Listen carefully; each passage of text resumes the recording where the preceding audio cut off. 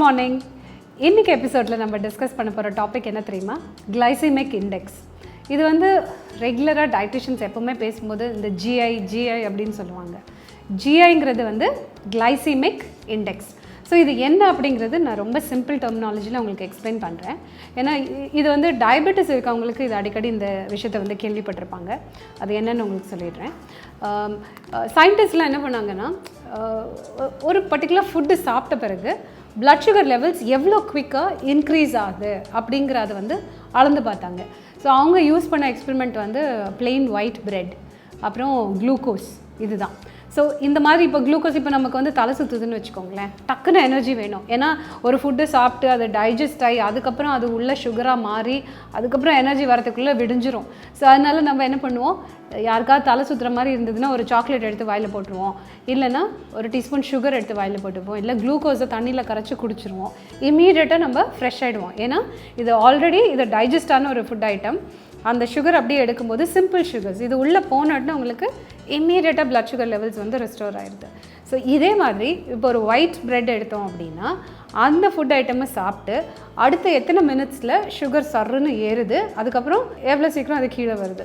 இதை வந்து சயின்டிஸ்ட் நிறைய மெஷர் பண்ணி எல்லாத்துக்கும் ஒரு நம்பர் கொடுத்தாங்க. இது 1 to 100 வந்து நம்பர் ஸ்கோர் கொடுத்துருக்காங்க. ஸோ சயின்டிஸ்ட் அப் டு 45 வந்து லோ கிளைசிமிக் இண்டெக்ஸ் ஃபுட் அப்படின்னு சொல்லுவோம். அதே மாதிரி 46லேருந்து அரௌண்ட் 69 வரைக்கும் மாடரேட் கிளைசிமிக் இண்டெக்ஸ் ஃபுட்.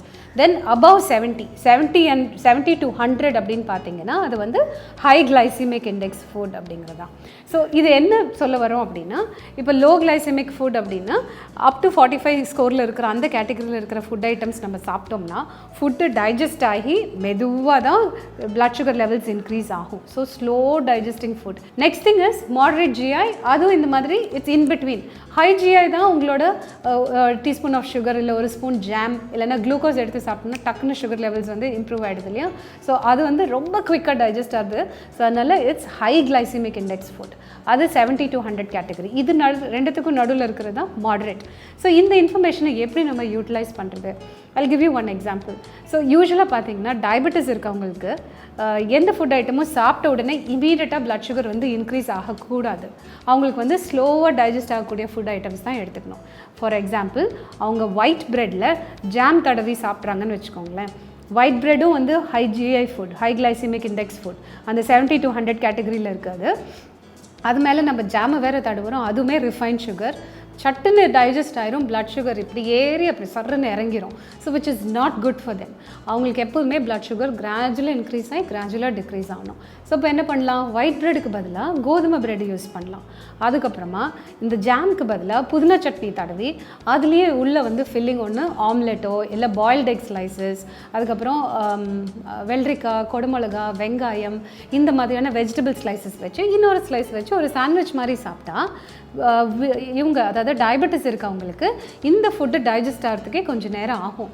ஏன்னா வீட் ப்ரெட்டில் ஃபைபர் இருக்குது, அப்புறம் உள்ளே வச்சுருக்கிறது வந்து புரதச்சத்து, அதாவது ஆம்லெட்டாக இருக்கலாம், பன்னீராக இருக்கலாம், சீஸாக இருக்கலாம். அது எல்லாமே பார்த்திங்கன்னா உங்களுக்கு வந்து ப்ரோட்டீன் கண்டென்ட் இருக்குது. வெஜிடபிள் ஸ்லைசஸ்ன்னு பார்க்கும்போது ஃபைபர் கண்டென்ட் இருக்குது, வைட்டமின்ஸ், மினரல்ஸ் இருக்குது. ஸோ இந்த ஃபைபர் இருக்கிறனால, அதே மாதிரி இந்த புரதச்சத்துலாம் இருக்கிறனால இந்த ப்ரெட்டே வந்து ரொம்ப ஸ்லோவாக தான் டைஜஸ்ட் ஆகும். ஸோ பிளட் சுகர் இப்படி ஏறி இறங்காது, கிராஜுவலாக இன்க்ரீஸ் ஆகி கிராஜுவலாக டிக்ரீஸ் ஆகும். ஹியூஜ் ஃப்ளக்சுவேஷன்ஸ் இருக்காது, டயபெட்டிஸ் சூப்பர் கண்ட்ரோலில் இருக்கும். இதே கான்செப்ட் தான் வெயிட் லாஸ்க்கும். வெயிட் லாஸ் பண்ணணும் அப்படின்னு நினைக்கிறவங்க வந்து ரொம்ப சீக்கிரம் குவிக்காக டைஜஸ்ட் ஆகிற ஃபுட் ஐட்டம்ஸ் சாப்பிடக்கூடாது.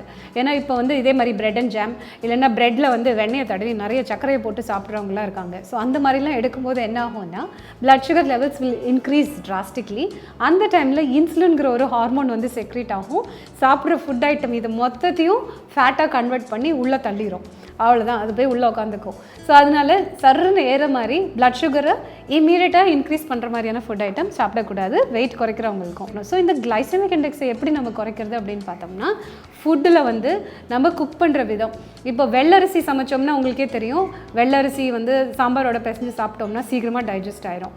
அடுத்து ஒரு 1.5 to 2 hours உங்களுக்கு திருப்பி பசிக்கும். அதே இது சாமை, திணை, வரகு, குதிரவாளி இந்த மாதிரி நிறைய நார்ச்சத்து இருக்கிற ஐட்டம், இல்லைனா இப்போ கைக்குத்தல் அரிசின்னு வச்சுக்கோங்களேன், அதுலலாம் நிறைய ஃபைபர் இருக்கிறனால அது சாம்பார் போட்டு பெஸ்ட்டிங்கன்னா அடுத்து ஒரு 3 to 4 hours உங்களுக்கு சுத்தமாக பசிக்காது.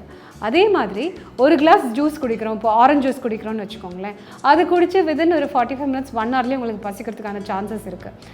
அதுக்கு பதிலாக நீங்கள் கமலா ஆரஞ்சு அப்படியே எடுத்து நல்லா சூ பண்ணி சாப்பிட்டு பாருங்கள், உங்களுக்கு பசி அந்தளவுக்கு சீக்கிரமாக வராது. It will take time. ஏன்னா அதில் இருக்கிற நார்ச்சத்து வந்து ரொம்ப ஸ்லோவாக தான் இந்த ஃபுட்டை டைஜஸ்ட் பண்ண விடும். அதனால உங்களுக்கு இன்னும் ரொம்ப நேரத்துக்கு பசிக்காமல் இருக்கும். ஸோ இந்த low GI food or moderate GI food வந்து வெயிட் மேனேஜ்மெண்ட், டயபெட்டிஸ் இருக்கவங்களுக்கு அது சூப்பராக யூஸ் பண்ணுவோம்.